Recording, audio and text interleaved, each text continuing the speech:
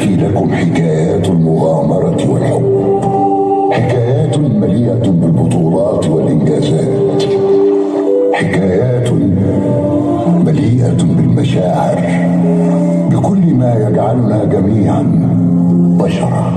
سنحكي لكم اليوم قصة عن هذه القلعة والمدينة المحيطة بها، الأشخاص الذين يعيشون فيها، الأشخاص الذين عاشوا هنا منذ فجر التاريخ، والذين سيستمرون في العيش خارج هذه الجدران. انتبهوا جيدا الآن وسنخبركم حكاية.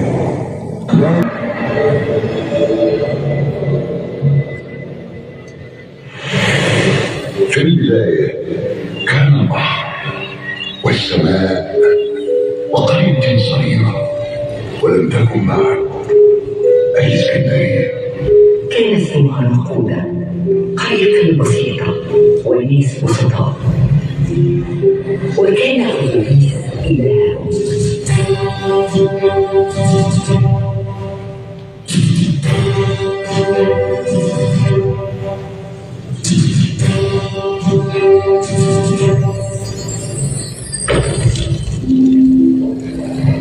وتبدلت القرية البسيطة تحولت، فقد وضع أرضها الإسكندر.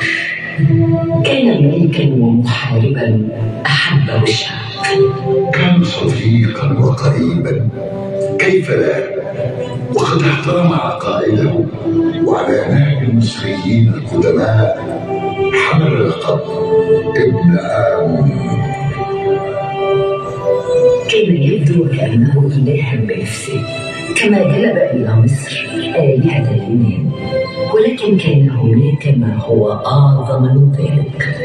الإسكندرية، المدينة التي أسسها وحملت اسمه فخلدته بعد أن رحل تاركا لنا مقولته الشهيرة: هنا ثاني مدينة التي طالما حلمت بها، هنا ترنيمة الزمان ومعشوقة التاريخ.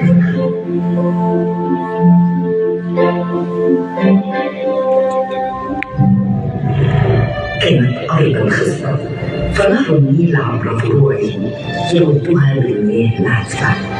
مياه عذبة وبحر وميناء. هنا كان المكان الذي سيبني فيه الإسكندر مدينته الخالدة، الإسكندرية.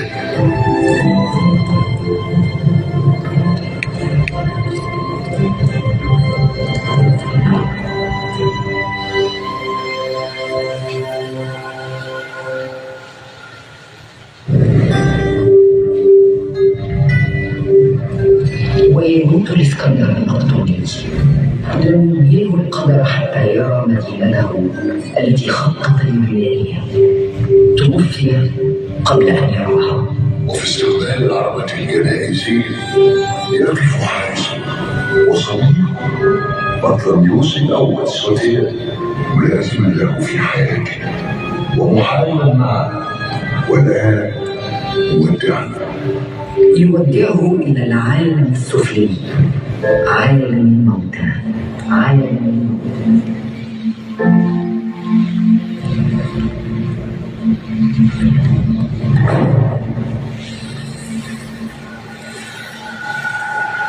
ومع ذلك فلأنها الإسكندرية ولأنها خالدة ستكمل مسيرتها، تنهض وتعلو وتزدهر.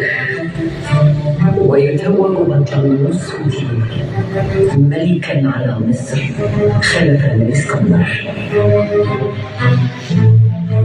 وتنتقل العاصمة من منفس إلى الإسكندرية، لتتحول تلك المدينة الخالدة لمقر حضاري وثقافي، بل وتصبح عاصمة مصر لمدة 1000 عام، من عام 305 قبل الميلاد حتى عام 600. كليوباترا كآخر ملوك البطالمة وواحدة من أعظم حكام مصر، ولقبت بملكة الملوك.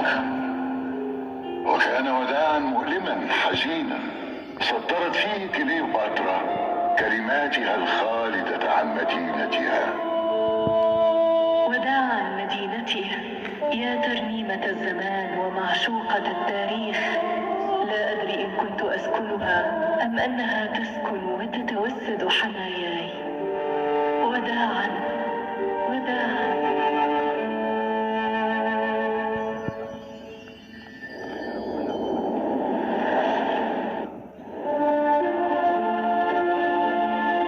وكان عصر روما.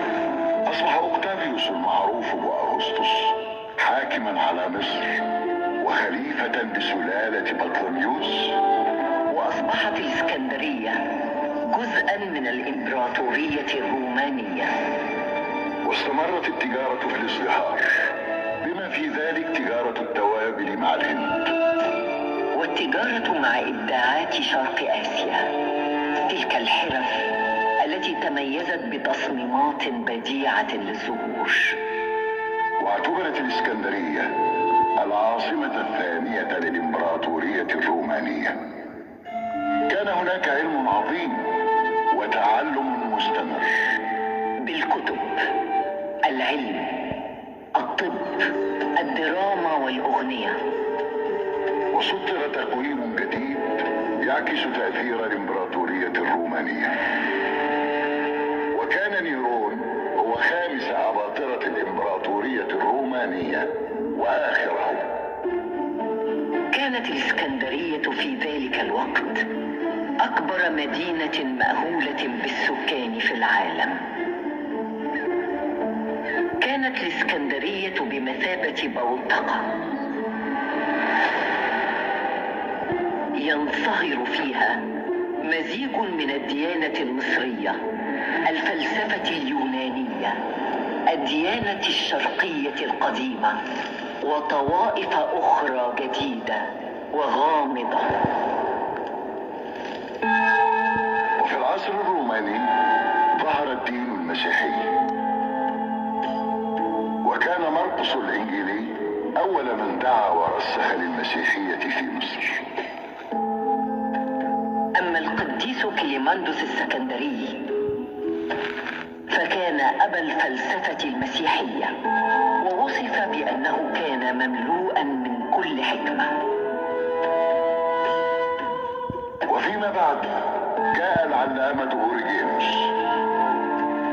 هؤلاء الرجال دمجوا المبادئ اليونانية في الديانة المسيحية.